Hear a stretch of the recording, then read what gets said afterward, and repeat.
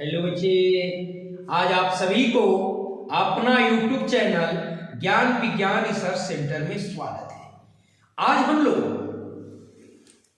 Matric board परीक्षा 2023 में पूछे जाने वाले 25 वस्तुनिष्ठ प्रश्न से जानकारी प्राप्त करेंगे। आज भौतिक विज्ञान में विद्युत पाठ से होगा। तो देखिए, यह बहुत ही इंपॉर्टेंट प्रश्न है मैट्रिक बोर्ड परीक्षा 2023 के लिए। आप इसे अवश्य देख लें, इससे अलग से कोई भी प्रश्न पूछने वाला नहीं है। तो देखिए, पहला सवाल क्या है। पहला सवाल है, विभवांतर मापने के लिए किस युक्ति का उपयोग किया जाता है। हम लोग विभवांतर मापते हैं, उस युक्ति का नाम है वोल्ट मीटर। तो इसका सही जवाब क्या होगा? Volt meter. वोल्ट मीटर के द्वारा ही हम लोग विभवांतर को मापते हैं। बिल्कुल सही जवाब। हाँ, अब देखेंगे अगला सवाल है, विद्युत धारा मापने के यंत्र को क्या कहते हैं। विद्युत धारा मापने वाले यंत्र को या हम लोग एमीटर कहते हैं या फिर इसी का नाम है आमीटर। घबराएंगे नहीं बच्चे, बहुत इंपॉर्टेंट सवाल है विद्युत से। या तो एमीटर कहोगे, नहीं तो आमीटर। अगला सवाल है, प्रतिरोध का एसआई मात्रक क्या है। प्रतिरोध का एसआई मात्रक है ओम। क्या है? ओम। ठीक है ना। प्रतिरोध का मात्रक क्या है? ओम। चलिए, फिर है, विद्युत धारा की प्रबलता का एसआई मात्रक है। या विद्युत धारा की मात्रक है या फिर विद्युत धारा की प्रबलता का मात्रक है, क्या होगा? एम्पियर। एम्पियर क्या होगा बच्चे? एम्पियर। अगला सवाल, 1 जूल प्रति सेकेंड कार्य करने की दर को क्या कहते हैं। यह बहुत इंपॉर्टेंट सवाल है। 1 जूल प्रति सेकेंड कार्य करने की दर को 1 वाट कहते हैं। क्या लिखेंगे? 1 वाट। पहले हमने पढ़ा है कार्य करने की दर को शक्ति कहते हैं और शक्ति का मात्रक वाट, इसलिए क्या होगा? 1 वाट कहते हैं। आगे, यदि R1 और R2 पार्श्वबद्ध, जिसी को कहते हैं समानांतर क्रम में हो, तो समतुल प्रतिरोध क्या होगा। आप जानते हैं कि समतुल्य प्रतिरोध का जो सूत्र है वो R बराबर होता है 1/R1 प्लस 1/R2 ये भी बटा में। तो ये क्या हो जाएगा? ये कहता है कि समानांतर क्रम में है, तो इसी को उलट दीजिए। अब देखिए, हम लिख सकते हैं 1/R बराबर एलसीएम हो जाएगा R1 R2, तो ये हो जाएगा R1 प्लस R2। मतलब कि अगर इसको उलट दें तो R बराबर हो जाएगा R1 R2 बटा R1 प्लस R2। ये हो जाएगा समतुल्य प्रतिरोध। R1 और R2 समानांतर क्रम में हो तो समतुल्य प्रतिरोध क्या होगा? तो R बराबर होगा R1 इंटू R2 बटा R1 प्लस R2। बिल्कुल राइट। आगे चलते हैं। कहता है, विद्युत फ्यूज विद्युत धारा के किस प्रभाव पर कार्य करता है। तो विद्युत फ्यूज जो है, आपने देखा होगा कि जैसे ही धारा की प्रबलता बढ़ती है ना, तो वह फ्यूज स्वयं गल जाता है। इसका मतलब कि यह ऊष्मीय प्रभाव पर कार्य करता है। किस पर? ऊष्मीय प्रभाव पर। ऊष्मीय प्रभाव पर कार्य करता है। ठीक है ना। हाँ, अब ध्यान देंगे। कहता है, किसी कुंडली का प्रतिरोध ज्ञात करने का सूत्र क्या है। यदि हम प्रतिरोध निकालते हैं तो ओम के नियम से पढ़े हैं हमने, V बराबर IR, तो यहां R बराबर हो जाएगा V/I। यदि हम विभवांतर में यदि हम विद्युत धारा से भाग दे दें तो यह प्रतिरोध निकल सकता है। अतः यह प्रतिरोध निकालने का सूत्र है R बराबर V/I। बिल्कुल राइट। आगे बढ़ते हैं। आवेश का मात्रक क्या है। इसको तो हम लोग जानते हैं, आवेश का मात्रक क्या है? इसको किससे सूचित करते हैं? सी से। बिल्कुल महत्वपूर्ण प्रश्न है, आप इसे एक भी प्रश्न को छूटना नहीं चाहिए, आप अच्छी तरह से कंप्लीट कर लेंगे। ये विधु से मात्र 25 प्रश्न हैं और ये काफी महत्वपूर्ण है। तो अगला सवाल देखिए, 1 ओम तथा 2 ओम के प्रतिरोध, 1 ओम और 2 ओम के प्रतिरोध को श्रेणी क्रम में जोड़ा गया है। तो जब 1 और 2 ओम के प्रतिरोध को जोड़ देंगे तो श्रेणी क्रम में जोगफल के बराबर होता है समतुल्य प्रतिरोध। तो 1 और 2 3 ओम हो जाएगा। 6 वोल्ट की बैटरी से जोड़ दिया गया है, तो परिपथ में विद्युत धारा क्या होगा? तो हम जानते हैं विद्युत धारा का सूत्र अभी आपने देखा, I बराबर क्या हो जाएगा? यहां हो जाएगा V बटा R। तो V कितना है? 6 वोल्ट है ना, और R कितना हो गया?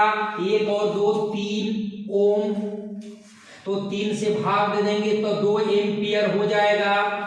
यदि इस परिपथ में विद्युत धारा के मान को कहता है तो विद्युत धारा का मान क्या हो जाएगा? 2 एम्पियर।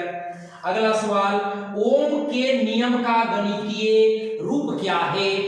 हम पढ़ते हैं ओम के नियम के अनुसार V बराबर IR, V बराबर IR है ना, या इसी को हम लोग पढ़ते हैं R बराबर V बाई I, क्योंकि ओम के नियम में हमने पढ़ा है नियत तार पर किसी चालक तार से प्रवाहित होने वाली विद्युत धारा 2 सिरों के बीच विभवांतर का समानुपाती होता है।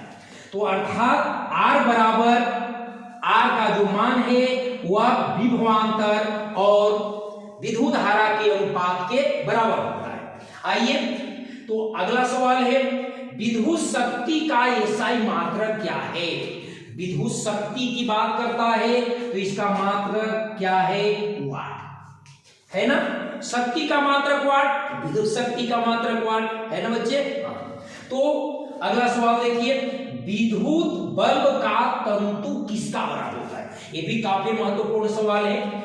विद्युत बल्ब जो होता है उसका जो तंतु बना होता है वो टंगस्टन का बना होता है, टंगस्टन, जिसको हम लोग W से सूचित करते हैं, टंगस्टन का बना होता है। अब है प्रतिरोधकता का एसआई मात्रक क्या है? यदि प्रतिरोध का एसआई मात्रक कहता है, बहुत कंफ्यूज वाले क्वेश्चन है, यदि प्रतिरोध का मात्रक कहता है तो ओम सिर्फ होगा, और यदि प्रतिरोधकता का मात्रक कहता है तो यहां होगा ओम मीटर, अर्थात लिखेंगे हम लोग ओम मीटर। ठीक है, हाँ बिल्कुल राइट। कहता है किसी बल्ब से 220 वोल्ट पर 2 एम्पियर की विद्युत धारा प्रवाहित होती है तो इसका फिलामेंट का प्रतिरोध क्या होगा? फिर हमें निकालना है R, तो R का सूत्र होता है V बाई I।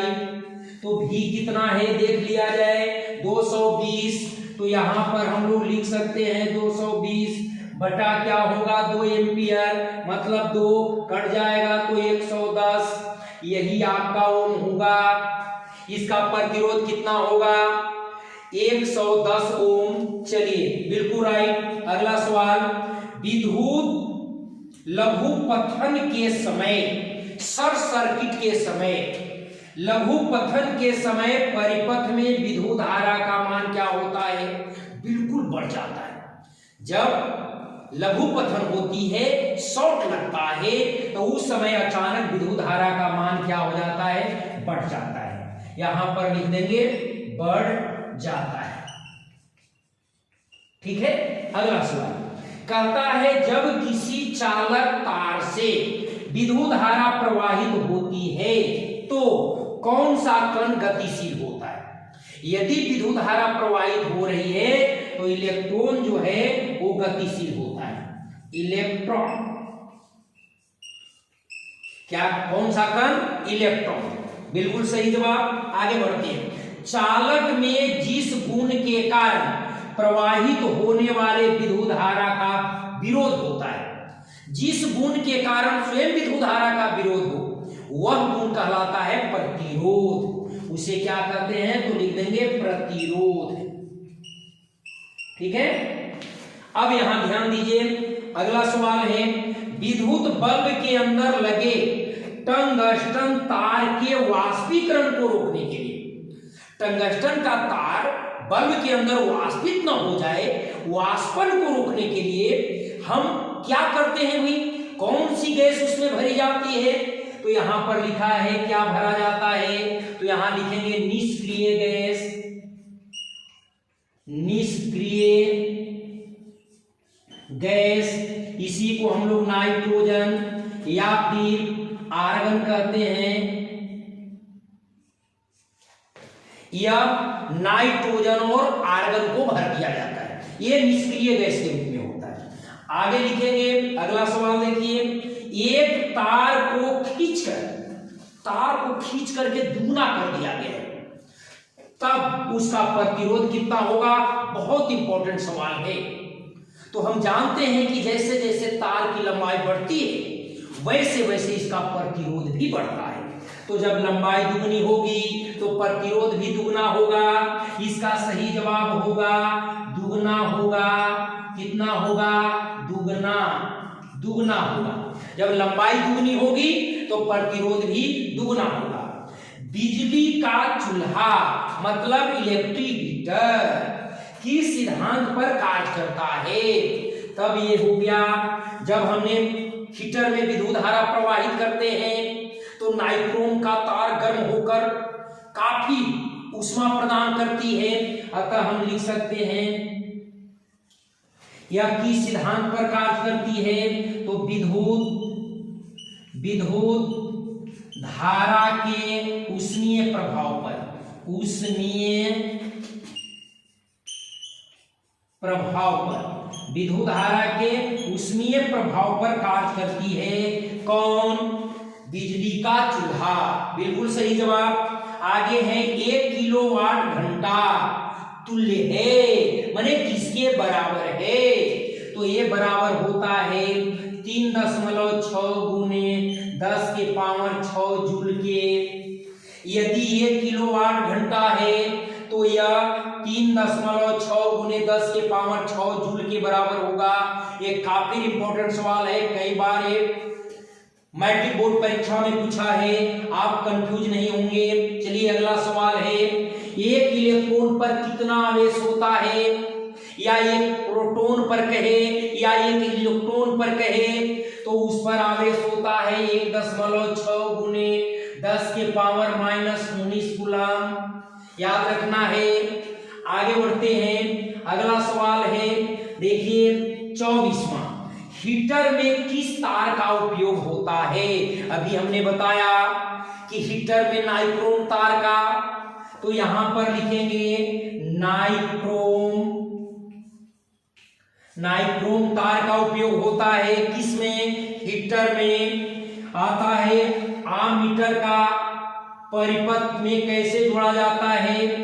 आमीटर को परिपथ में कैसे जोड़ते हैं भाई? तो बिल्कुल श्रेणी क्रम में। ये भी इंपॉर्टेंट सवाल है, याद रखेंगे, श्रेणी क्रम में।